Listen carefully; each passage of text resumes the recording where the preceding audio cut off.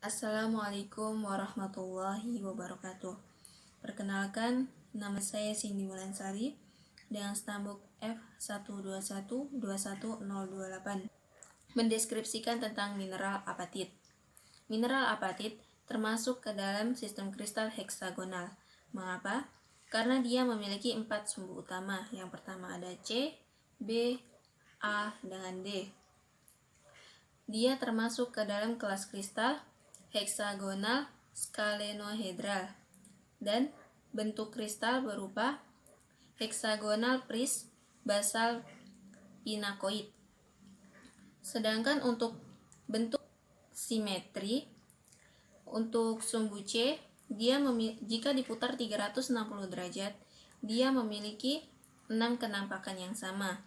Contohnya, dapat dibuktikan jika diputar 1, 2, 3, 4, 5, 6 sehingga dituliskan A6.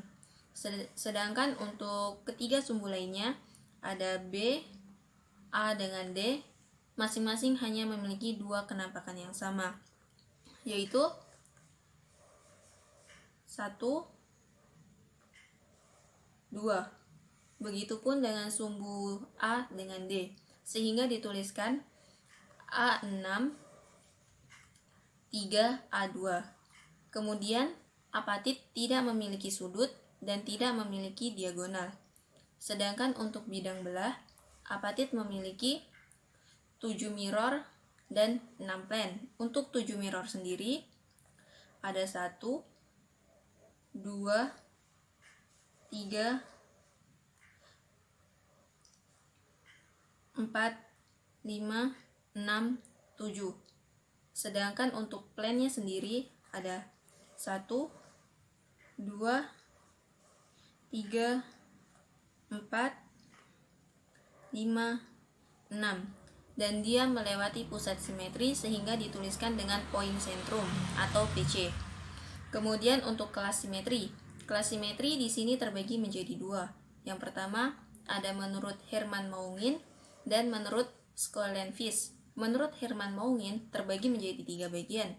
Bagian pertama menerangkan tentang nilai sumbu C.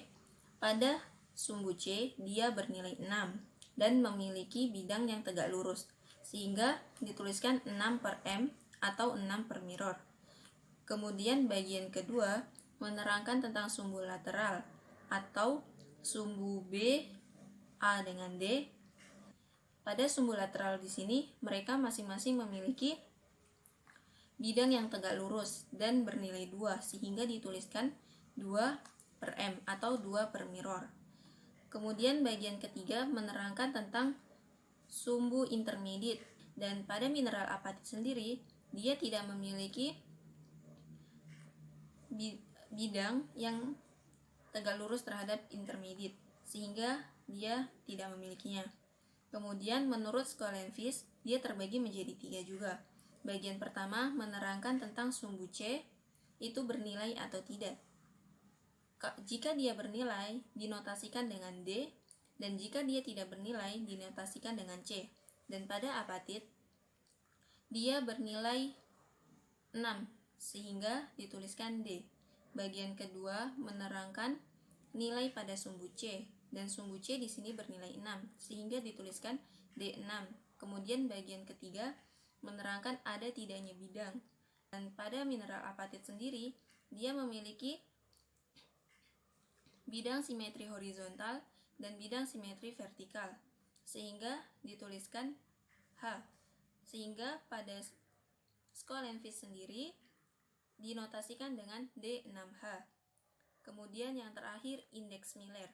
Indeks Miller adalah ada tidaknya bidang yang jika bidang tersebut diperbesar, dia akan mengenai sumbu. Dan contohnya pada bidang di depan ini.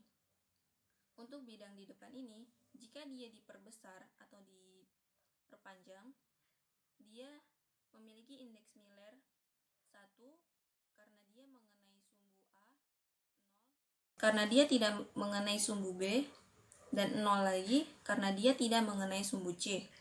Kemudian 1 aksen atau 1 minus karena dia mengenai sumbu D-. Kemudian ada indeks Miller. Untuk indeks Miller sendiri, dia dilihat dari atas begini. Sehingga sumbu C terdapat di tengah. Kemudian di sini ada sumbu B, sumbu A dengan sumbu D. Untuk sumbu C sendiri, dia di sini memiliki 6 kenampakan, sehingga angka 6 dinotasikan dengan segi 6, sehingga dia ditulis di sini. Sedangkan untuk ketiga sumbu lainnya, dia di sini hanya bernilai 2, sehingga untuk 2 sendiri dia di sini digambarkan dengan lingkaran, sehingga ditulis di sini di ujung sumbu setengah lingkaran. Demikian dari saya akhiri. Wassalamualaikum warahmatullahi wabarakatuh.